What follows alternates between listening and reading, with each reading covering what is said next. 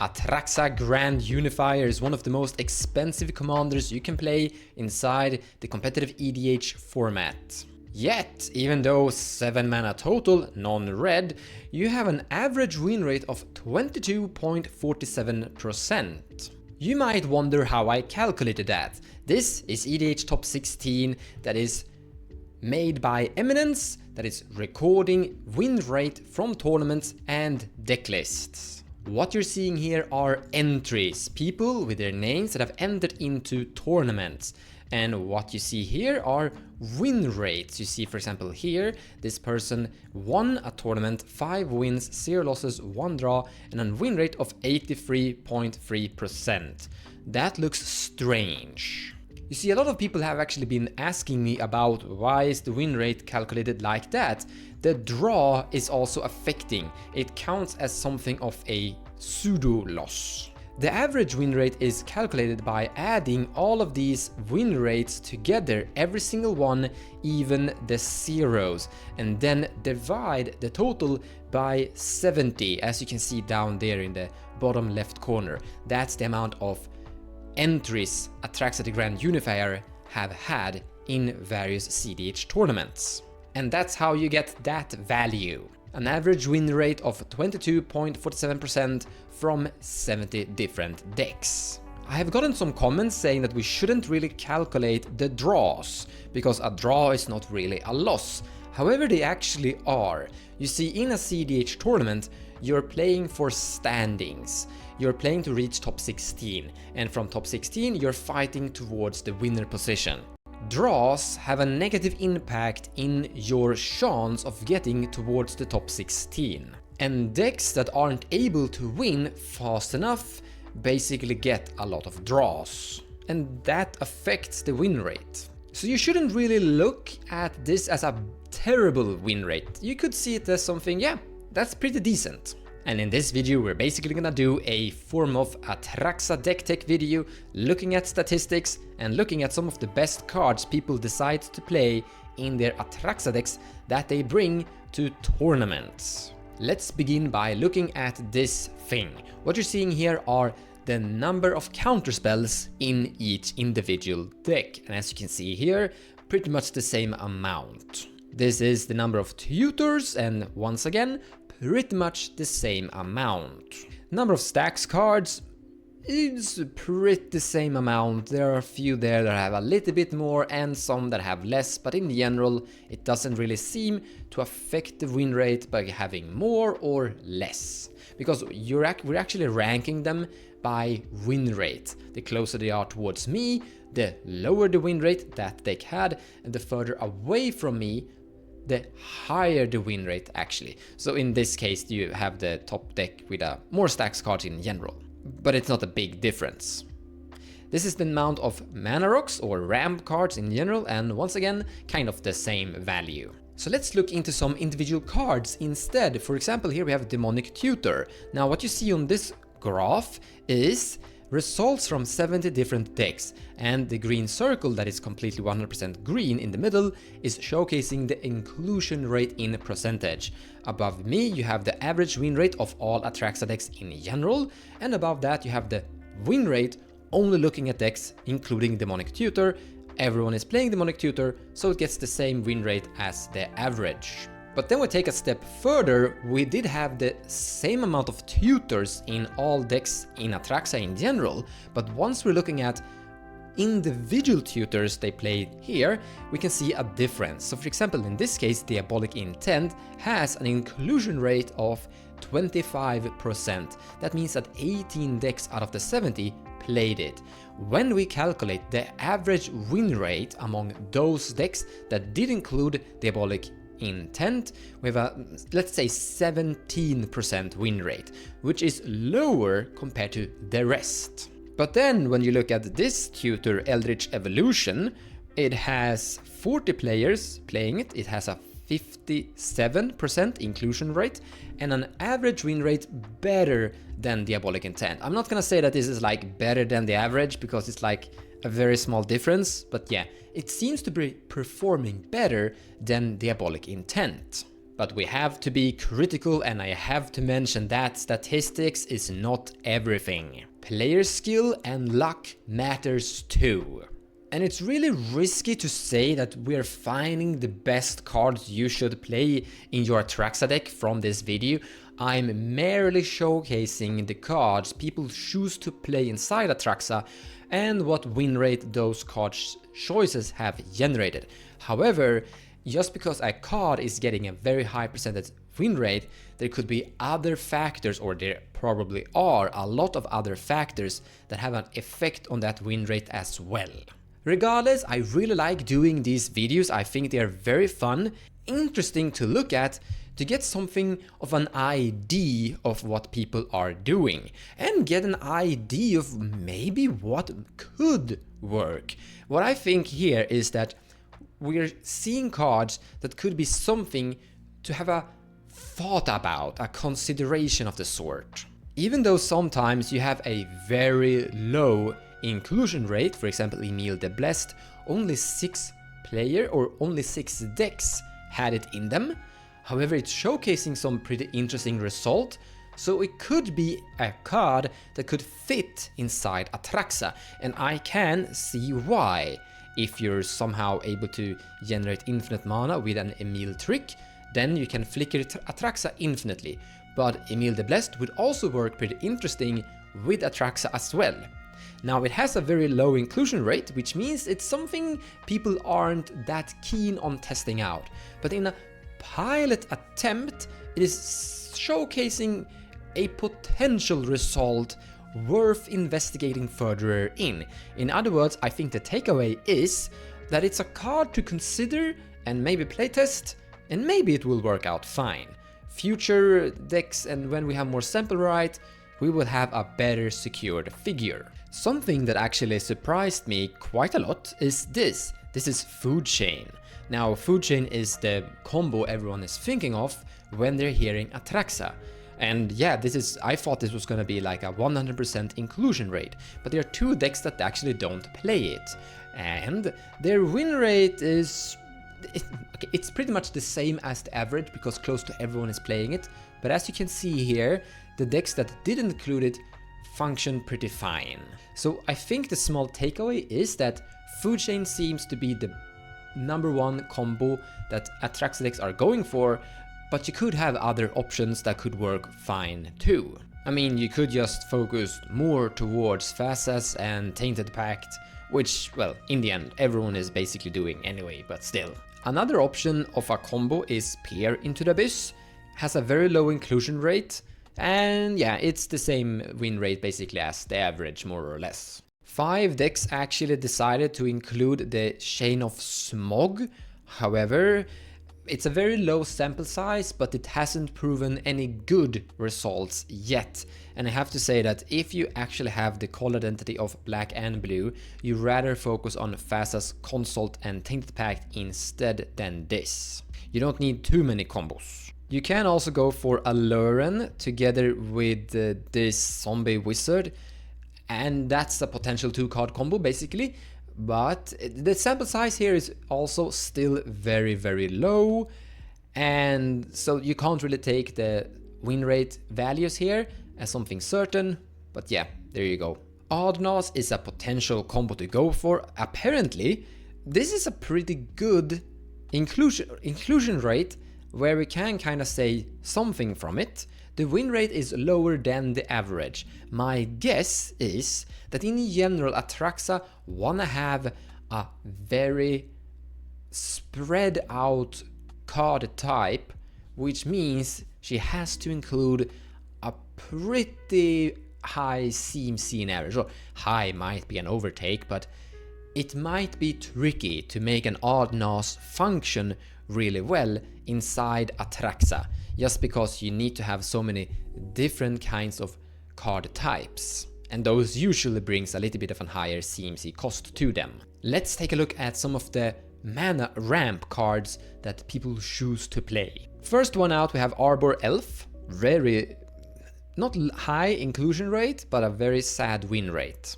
Bloom Tender the same. Now my feeling is this: Bloom Tender actually sees some inclusion inside Atraxa in general, because the appeal of tapping Bloom Tender for 4 mana is quite nice when you have your big commander in play.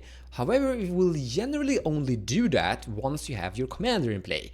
So until you've casted your 7 CMC commander creature, this will usually tap for 1, 2 or 3 if you're lucky.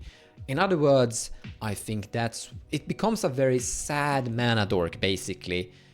So that's why I think it has a little bit of a lower win rate compared to the average.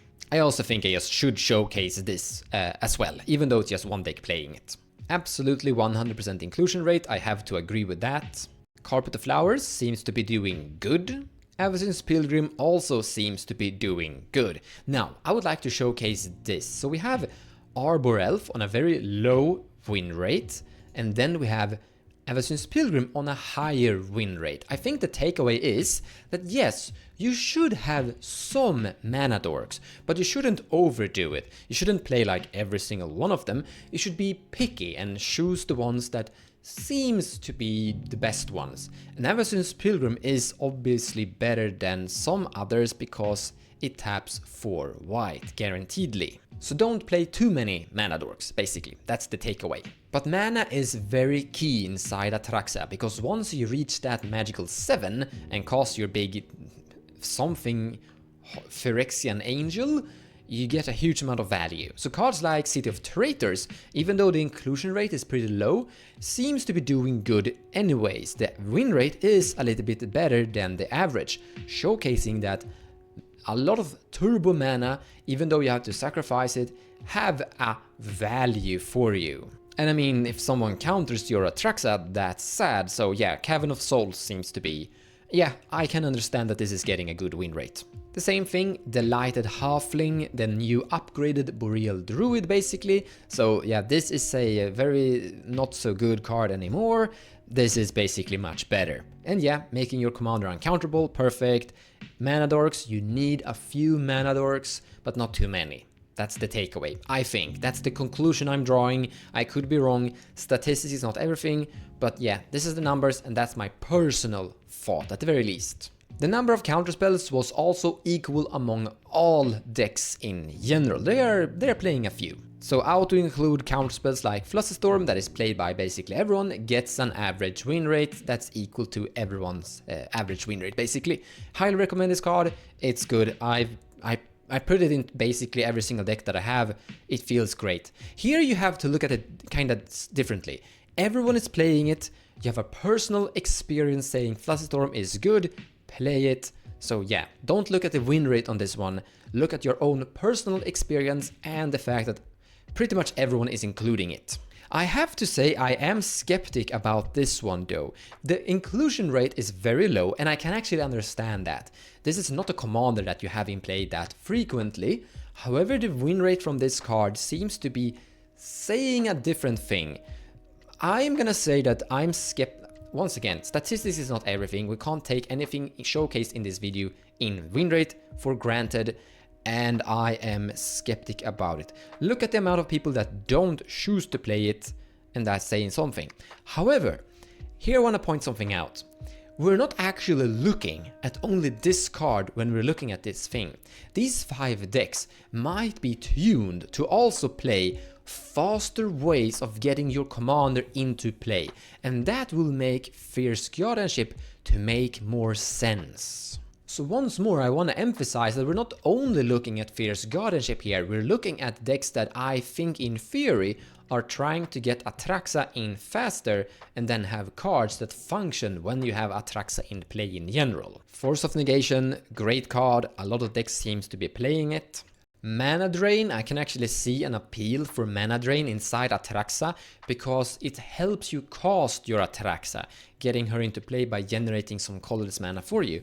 And yeah, it has a, I'm gonna say the same win rate as the average, but a tiny bit better. But then we have cards like Minor Misstep, it was included in 3 decks, and Counter Spell with mana value 1 or less. Those 3 decks have a 0% win rate among the tournaments they have entered into with their Atraxa deck.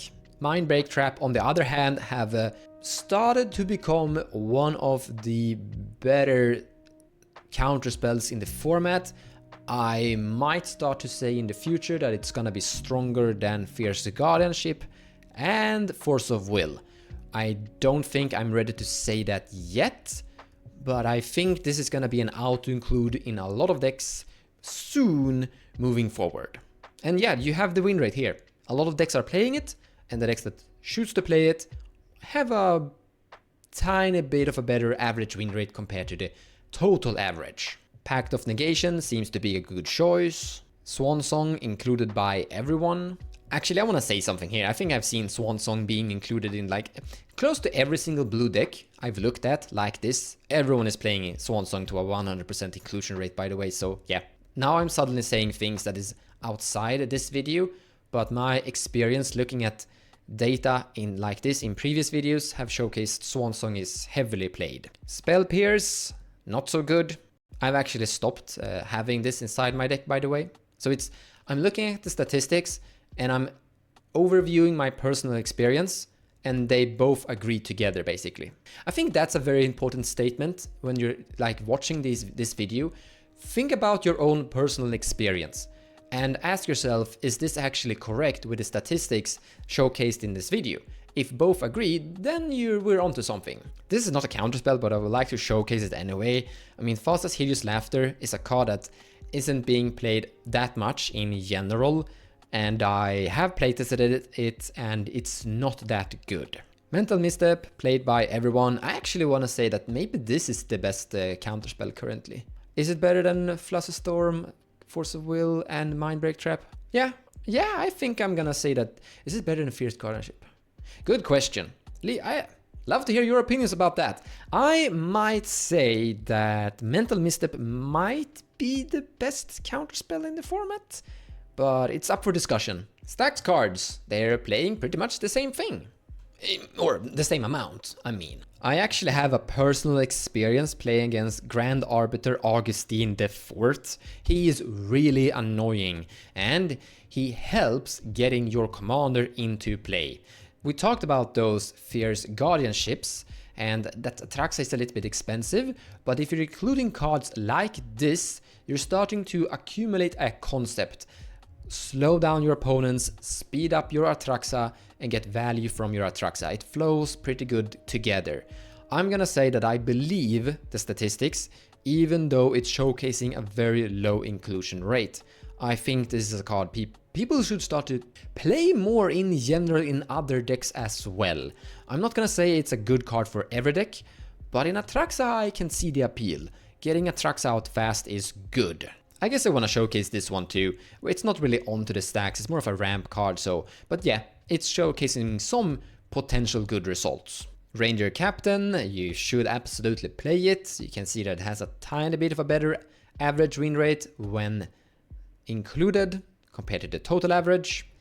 Notion Thief, same thing. I like Notion Thief. I don't see why people stopped playing it, honestly. Oppo Agent is also showcasing some good results.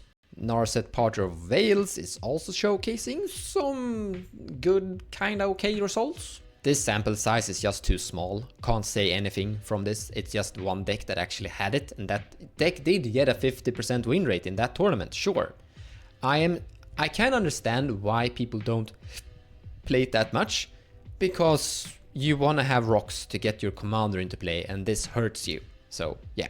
Defense Grid is a good card, however, once again, we have access to Ranger Captain and Grand Abolisher, so you have better options than this. Same thing with Destiny Spinner, it's a good food chain card, but the food chain decks that used to play it didn't have access to white. We have access to white, so we don't need it.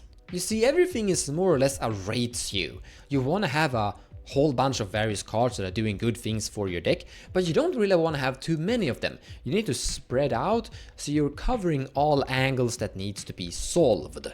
And what we're trying to figure out is what are the best cards for certain jobs. So it's not that this is a bad card for other decks that's not on like white, it's just that when you have white you don't need more versions of your Grand Abolisher, basically. I think Laviniasaurus Renegade is an extremely strong stacks Hate Bear. However, it makes more sense inside Tymna decks and cEDH, so I can see why people aren't playing it that much. But yeah, I think this is a good card. But it's not a card that synergizes so much with your Atraxa, so to say. I have played Uku, and I think Uku is cool, I like Uku, but he's not that good. I can see why people aren't playing it that much. Orcish Bowmaster is punching in some good results, I can understand that. But here I'm going to stop. You see, it's a very long list of various cards people play inside their various Sun's Red Atraxa deck. And I'm kinda trying to highlight the ones that stick out and are worthy to talk about. But I don't know exactly the cards you're keen and interested on. So if you have any cards you would like to see the specific results from, unless you're seeing them right now, right here, feel free to ask away in the comments below, and I will showcase the percentage of what cards actually got and how many people played it. But if I'm gonna showcase like every single card here, it's gonna be a very long video. Because among the all 70 different decks, we have something like 263 unique cards. But let's take a look at the deck that has the highest win rate just for funsies.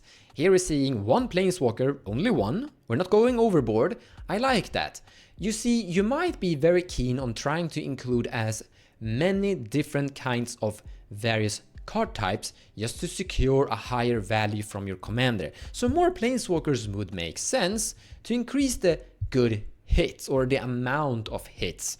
However, there's always a risk of including too many, so I like what I'm seeing, being only playing the ones you should stick to. We are playing Emil the Blessed, Cloud of Fairies. I'm a little bit surprised about that one. I don't know why. I'm not an Atraxa player myself, so... Oh, wait, it could be a Displacer Kitten. So Displacer Kitten makes a lot of sense inside Atraxa because it's basically the same thing with Emil and Atraxa. So I guess if you don't have your Atraxa in play, you could use Cloud of Fairies together with Displacer Kitten. Yeah, that could... No, wait, does that work? Yeah, it works. Cool. We have Elvish Spirit Guy to make sure we get some fast rituals. I like that. We need some speed. Esper Sentinel, Eternal Scourge, Phyrexian Metamorph, Phasas, Fairy Mastermind. I have actually seen a lot of really good results from Fairy Mastermind. Yeah, that's pretty good. That's a very good inclusion rate, and it's a little bit of a better average win rate compared to the total average. And I want to say something here. I've actually looked at other decks with other statistics before this. I have uploaded videos similar to this kind of video style, and I've seen good results from Fairy Mastermind. And as more and more videos are being done like this, we're gonna get to see more and more secured results. So yes, 70 decks and 27 inclusion rate isn't really that big. It's a very low sample size. But what I'm saying right now is that I've seen a pattern. In my experience, I have seen other commanders and their inclusion rate of Fairy Mastermind, and it seems to be identical. So I believe the win rate that I'm seeing right now. I actually believe that Fairy Mastermind seems to be a good card. In the future, I think we're gonna be able to do like a top 100 best performing cards in general, or something of a like calculating all of the decks I've looked into to figure out some of the potential underdog cards that people should be playing more. And I think Fairy Mastermind is gonna end up on that list. Going back to his deck, we are playing the Eldritch Evolution. We are not playing the Diabolic Intent, Demonic Tutor, Cooling, Ritual, Windfall, and Time Twister. Mnemonic Betrayal, I really like that. And yeah, very high inclusion rate, a better average win rate compared to the total average. And once again, I want to say the exact same thing like Fairy Mastermind. I have looked at other commanders and their average win rate and average card win rate, and this has a pattern. I see Mnemonic Betrayal doing good results in general currently. So what I'm saying now is that we're looking at more statistics than just this deck, And in my experience, Mnemonic Betrayal seems to be doing good. It's a card I do recommend. We talked about various combos before earlier in this video, and this is a combo card. This is a finisher that you can have inside various decks, and if your opponents just accidentally have to have some of the core combo cards you can win with, then Mnemonic Betrayal will do their job. Dark Ritual, Psych Rift, Crop Rotation, Chain, Assassin's Trophy, Abrupt Decay, Anouther, Dispel, Mindbreak Trap, Noxus, Veil of Summer, Silence, Pact, Swan, Swords, Mana Drain, Force, and then Wish Claw, Mana Vault. Yeah, Mana Vault, you want to get your commander to play fast. Jeweled Lotus, every single deck actually had Jeweled Lotus in it. It was an 100% inclusion rate. Food Chain, Smothering Tide, Rhystic Study, Wild Growth, Carpet of Flowers, and 28 lands. Is he playing the City of Traitors? He's playing Ancient Tomb and Gaia's Cradle, but this deck does not play City of Traitors. Thank you so much for watching, and I hope you enjoyed the video. It's really cool to see a really expensive commander performing good, actually. It kinda gives you a tiny bit of hope for this format. So I actually hope that Atraxa is a commander that sticks around and will be performing good. I hope you got something out of this video. Take care guys, and I'll see you in the next one.